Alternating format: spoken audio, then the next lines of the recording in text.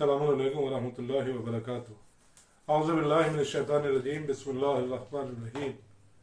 अल्हम्दुलिल्लाह वस्सलातु वस्सलाम अला रसूलिल्लाह व अलैहि तय्यबीन ताहिरीन व लानतुल्लाहि अला आदाइहिम अजमईन मिनल आन इला क़ियाम यौमिद्दीन। अम्मा बाद फ़क़द क़ाल अल्लाहु तआला व तबारक फ़ी मुहकम किताबिहिल मुबीन व हुवा अस्दक़ुल क़ाइलीन व क़ौलुहुल हक़। बिस्मिल्लाहिर रहमानिर रहीम। या अय्युहल्लज़ीना आमनू कुतिबा अलैकुमुस सियाम कमा कुतिबा अलल लज़ीना मिन क़ब्लिकुम। मोहतरम हज़रात, शब विलादत इमाम हसन करीम अहले बैत मौलाए कायनात और जनाब फ़ातिमा ज़हरा की औलाद अव्वल इमाम हसन मुश्तबा की आप तमाम हज़रात की खिदमत में मुबारकबाद पेश करता हूँ। और आज इस शब जो हम गुफ्तगू करने वाले हैं वो पिछली गुफ्तगू से मुत्तसिल है। अब तक हम गुफ्तगू कर रहे थे कि खुदावंद आलम से अपने ताल्लुकात हम कैसे दुरुस्त करें, इसलिए कि खुदावंद आलम वो फर्स्ट प्रायोरिटी होनी चाहिए हमारी, उसको राजी करना। अपनी जिंदगी का पहला और आखिरी हदफ इंसान का ये हो कि उससे अल्लाह राजी हो जाए, अल्लाह के साथ उसके ताल्लुकात दुरुस्त हो जाए, रिलेशन सही हो जाए। ये बहुत आसान भी है और बहुत मुश्किल भी है। अगर खुदावंद आलम के लुत्फ व करम को इंसान नजर करे तो ये बहुत ही ज्यादा आसान है, लेकिन अगर अपने गुनाहों की तरफ देखे, अपनी गलतियों और खताओं की तरफ इंसान निगाह करता है तो वाकई ये काम एक बहुत संगीन और सख्त काम है। ये तो खुदावंद आलम का लुत्फ व करम है कि उसने हमें माह रमजान में एक मौका दिया कि हम उसके बारगाह में मेहमान हो सके और उससे अपनी मगफिरत तलब कर सके और अपने गुनाहों की तौबा उसकी बारगाह में कर सके। खुदावंद आलम को से ताल्लुकात कैसे दुरुस्त करने हैं, इस सिलसिले में हम लोग दुआए इफ्तिताह के सिलसिले में गुफ्तगू कर रहे थे। अब तक जो हमारी बात हुई वो ये हुई कि खुदावंद आलम का जब इंसान मेहमान हो गया तो इस ताल्लुक को दुरुस्त करने का पहला कदम अल्लाह ने उठा लिया। उसने हमें अपने यहाँ इनवाइट कर लिया, उसने हमें अपना मेहमान बना लिया। अगर वो हमसे ताल्लुकात को मुनक़ता करना चाहता तो कभी हमें अपना मेहमान ही ना बनाता। उसने जब हमें अपना मेहमान बना लिया तो अब हमें कोशिश करना है कि हम अपने उस करीम मेजबान को राजी कर सकें, उसके दिल को लुभा सकें और हमारे दरमियान जो ये फासला हो गया है हमारी तरफ से, इस फासले को दूर कर सकें। और उसको दूर करने का तरीका क्या है? तरीका वही जो दुआए इफ्तिताह में इमाम ज़माना अलैहिस्सलाम अज्जल्लाहु तआला फरजहू शरीफ ने बयान फरमाया था कि जो हमें हर माह रमजान में हर दिन पढ़ना है ये दुआ, कि शुरुआत जो हो वो दुरूद मोहम्मद वाले मोहम्मद पर हो, चूंकि ये काम अल्लाह को पसंद है। खुदावंद आलम इस काम को पसंद करता है। सबसे ज्यादा पसंदीदा काम अल्लाह का यही है कि मोहम्मद वाले मोहम्मद पर दुरूद भेजा जाए। तो जब इंसान दुरूद भेजता है तो खुदावंद आलम मुतवज्जे हो जाता है, क्योंकि जो आयत कलाम पाक में इरशाद फरमाई वो क्या है? इन्नल्लाह व मलाइकतहु युसल्लूना अलन नबी या अय्युहल्लज़ीना आमनू सल्लु अलैहि व सल्लिमू तस्लीमा। कि जान लीजिए कि बेशक अल्लाह और उसके मलाइका रसूल करीम पर दुरूद भेजते हैं, सलवात भेजते हैं। तो ए मोमिनो, तुम भी रसूल पर दुरूद भेजो और उनकी खिदमत में वैसे तस्लीम हो जाओ जो तस्लीम होने का हक है। उनकी खिदमत में वैसे सलाम भेजो जैसा सलाम भेजने का हक है। उनकी बारगाह में ऐसे सरेंडर हो जाओ जैसे सरेंडर होने का हक है। तो जब ये खुदावंद आलम का पसंदीदा काम इंसान करता है दुरूद भेजकर, तो अल्लाह मुतवज्जे हो जाता है बंदे की तरफ। जैसे ही खुदावंद आलम अपने बंदे की तरफ मुतवज्जे होगा, फौरन इंसान अब देखता है कि अल्लाह उसकी तरफ मुतवज्जे है। करोड़ों लोग अल्लाह के मेहमान हैं और उनमें इंसान खुदा की तवज्जो अपनी तरफ खींचना चाहता है अपने गुनाहों के बावजूद। तो क्या करना चाहिए? दुरूद भेजे। چونکہ درود سے اللہ خوش ہوتا ہے اور اس میں شریک ہو جاتا ہے اس کام میں. تو خداوند عالم شریک ہو جائے گا. جب انسان کی طرف متوجہ ہو جائے گا پروردگار عالم، تو پھر اب انسان اپنی گفتگو کا آغاز کرے. اللہم، اے میرے پروردگار، انی، میں شروع کرتا ہوں، افتتح الثنا، میں تیری ثنا کی شروعات کرتا ہوں، اے پروردگار میں تیری ثنا کی شروعات کرتا ہوں بالحمد، اے پروردگار تیری حمد سے.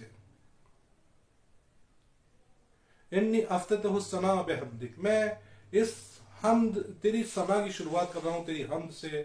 اے کریم رب، تو ہی ہے جو خیر کے راستے کھولنے والا ہے. اے پروردگار، میں اس بات کا یقین رکھتا ہوں کہ جب بخشش اور رحمت کی بات آئے تو تجھ سے زیادہ بخشنے والا کوئی نہیں ہے، رحم کرنے والا کوئی نہیں ہے. اور اگر عذاب اور سختی کی بات آ جائے تو تجھ سے زیادہ اشد المعاقبین ہے. تو سب سے سخت عذاب دینے والا ہے.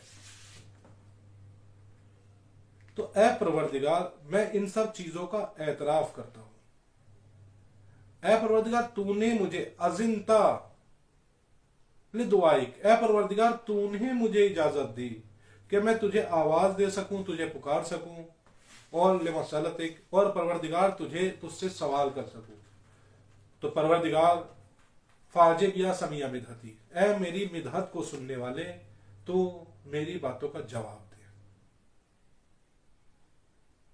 اے کریم رب، اور میرے سوالوں کو سن لے، میری حاجتوں کو پورا کر دے. اور اے میرے پروردگار، اے میرے کریم، اے میرے مہربان رب، تو میرے گناہوں کو کم کر دے. تو یہ گفتگو انسان اب شروع کر رہا ہے. بس یہیں سے میں آج کی مناسبت سے کہ خدا سے ہم کیسے تعلقات کو درست کریں، امام حسن مجتبی کا ایک جملہ کوٹ کرنا چاہتا ہوں کہ جو ایک دعا ہے امام حسن مجتبی کی، اسی سلسلے میں ہے کہ ہمیں خدا سے گفتگو کیسے کرنی اور تعلقات کیسے درست کرنے ہیں. ہمیں سمجھنا پڑے گا. جب ہم امام حسن مجتبی کی زندگی کو پڑھتے ہیں تو ہم دیکھتے ہیں کہ امام حسن مجتبی خدا کی معرفت کی اس منزل پر ہے کہ ہم لوگ دیکھتے ہیں کہ ان کا اور اللہ کا رشتہ عبد اور معبود کے ہونے کے ساتھ ساتھ عاشق اور معشوق کا بھی ہے. ایک ایسا رشتہ ہے کہ جس میں انتہائی قربت پائی جاتی ہے، بہت زیادہ نزدیکی پائی جاتی ہے. کہ ہم لوگ ہیں کہ جنہیں اللہ کا مہمان ہونے کے لیے ماہ رمضان تک کا انتظار کرنا پڑتا ہے. کہ ہم لوگ سوچتے ہیں کہ ہم ماہ رمضان میں اللہ کے مہمان ہوں گے. مگر امام حسن مجتبی جب بھی مسجد جاتے تھے تو بہت سی دعائیں پڑھتے تھے، مگر مسجد کے دروازے پر کھڑے ہو کر یہ دعا پڑھتے تھے جو میں آپ کے سامنے پیش کر رہا ہوں. کہتے تھے الہی ضیفک ببابک، اے پروردگار تیرا مہمان تیرے دروازے پر آ گیا ہے، تیرا مہمان تیرے دروازے پر آ گیا ہے. ضیفک ببابک، تو ہم لوگ ہیں کہ جنہیں اللہ کا مہمان ہونے کا شرف صرف ماہ رمضان میں ملتا ہے. ہم سوچتے ہیں کہ صرف ماہ رمضان میں اللہ کے مہمان ہیں، مگر جو اللہ کے ساتھ نزدیکی رکھتے ہیں اور جو اذان کو اللہ کی کال، اللہ کی پکار، اللہ کی دعوت سمجھتے ہیں، اذان کو وہ یہ سمجھتے ہیں کہ جب میں مسجد نماز کے لیے جا رہا ہوں یا نماز کے لیے پہنچ رہا ہوں، میں نکل رہا ہوں، تو میں اللہ کا مہمان ہوں. کیونکہ اللہ نے دعوت کی، بلایا، کہا حی علی الصلاۃ، نماز کے لیے جلدی کرو، تو میں نے جلدی کی اور میں اللہ کے دروازے میں پہنچ گیا. تو امام حسن اس کو لٹرلی سمجھتے ہیں کہ یہ اللہ کی مہمانی ہے. کھڑے ہو کر کہتے ہیں الہی ضیفک ببابک، پروردگار تیرا مہمان تیرے دروازے پر کھڑا ہے. اس ایک لفظ میں اگر ہم غور کریں تو الہی میں ہے اے میرے پروردگار. صرف پروردگار نہیں، اے میرے پروردگار. یہ جو میرے کا لفظ آیا ہے اس میں، الہی کا جو یہ ہے، یہ یا نسبت ہے، یہ پوزیسو پروناؤن سمجھیے، پوزیشن دکھا رہا ہے، یہ ریلیشن دکھا رہا ہے، قربت دکھا رہا ہے کہ اے میرے پروردگار، اے میرے رب. یعنی یہ خدا وہ ہے کہ جو امام حسن کا خدا ہے، کہ جس میں ہر اذان دعوت الہی ہے اور ہر نماز اللہ کی مہمانی ہے. کھڑے ہو گئے ہیں دروازے پر، اور یہ بھی ایک इशारा है इमाम हसन का कि देखो कभी भी परेशान हो जाओ तो इधर उधर किसी दरवाजे पे ना जाओ, वो दरवाजा समझ लो कि जो अल्लाह का दरवाजा है। ज़ैफुका बेबाबिक, परवरदिगार तेरा मेहमान तेरे दरवाजे पर आ गया। उसके बाद फिर आवाज देते हैं, अभी दरवाजे पर खड़े हैं, आवाज दी ज़ैफुका बेबाबिक, परवरदिगार तेरा मेहमान तेरे दरवाजे पर आ गया। फौरन कहते हैं या मोहसिनो कद अताकल मुसी, ए एहसान करने वाले, ए हुस्नो खूबी वाले, ए हसीन तरीन जात, ए तमाम खूबियों के मालिक, कद अताकल मुसी, तेरे दरवाजे पर गुनाहगार बंदा आ गया है। कद अता का पहले था ज़ैफो का बेबाबिक, अभी दरवाजे पे था इंसान। अब जब दरवाजे से एंट्री की है तो अब दरवाजे वाला मामला नहीं है, बल्कि अब मामला है पहुंच गया अल्लाह तक।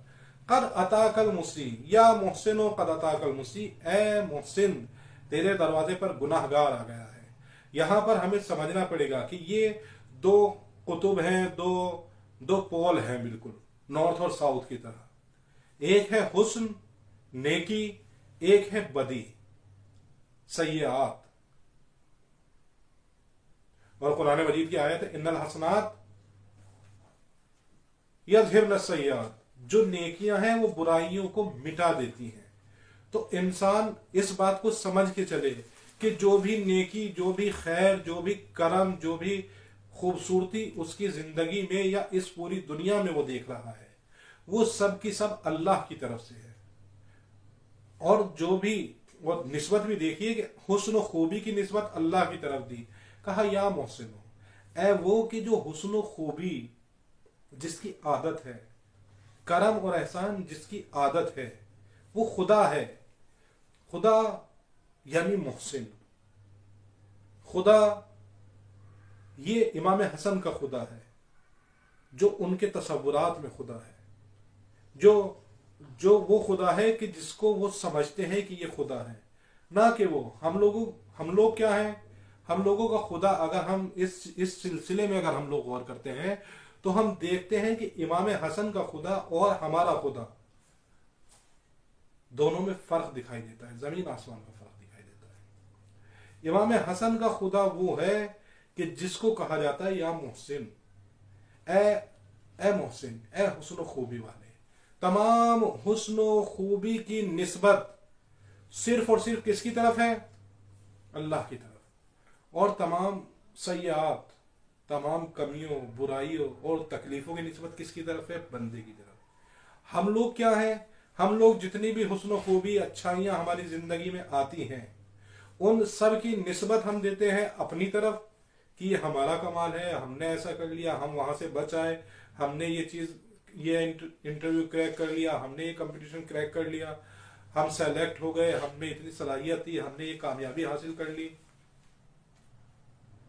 और अगर कोई तकलीफ पहुंचती है तो हम कहते हैं परवरदिगार हमने तेरा क्या बिगाड़ा था, हमने ना जाने तेरा क्या बिगाड़ दिया था जो तूने। यानी हम समझते हैं कि तकलीफें अल्लाह की तरफ से है, जबकि इमाम हसन कहते हैं या मोहसिन, ए मोहसिन, सारे खैर और हुस्न तेरी तरफ से हैं और सारी तकलीफें और कमियां मेरी तरफ से हैं।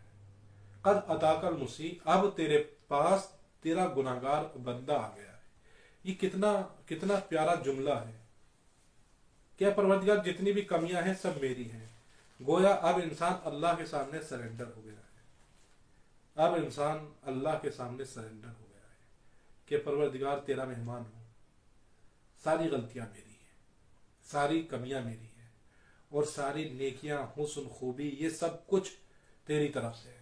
फिर आगे बढ़ के कहते हैं फतजावज अन कबीह मा इंदी, परवरदिगार चूंकि सारी कमियां और ऐब और गुनाह और गलतियां मेरी तरफ से हैं तो फतजावज, और तू मोहसिन है, तू एहसान करने वाला है, तू नेकी करने वाला है, तू खूबी रखने वाला है, तो फतजावज अन कबीह मा इंदी, परवरदिगार जो कुछ भी मेरे साथ बुरा है, जो भी मेरे साथ गुनाह है, जो भी मेरी गलतियां हैं, जो भी खताएं हैं, जो भी लफ्जिशें हैं, जो भी मेरे से भूल में ना जानते हुए गलतियां हो रही हैं, परवरदिगार उन सब से दरगुजर फरमा।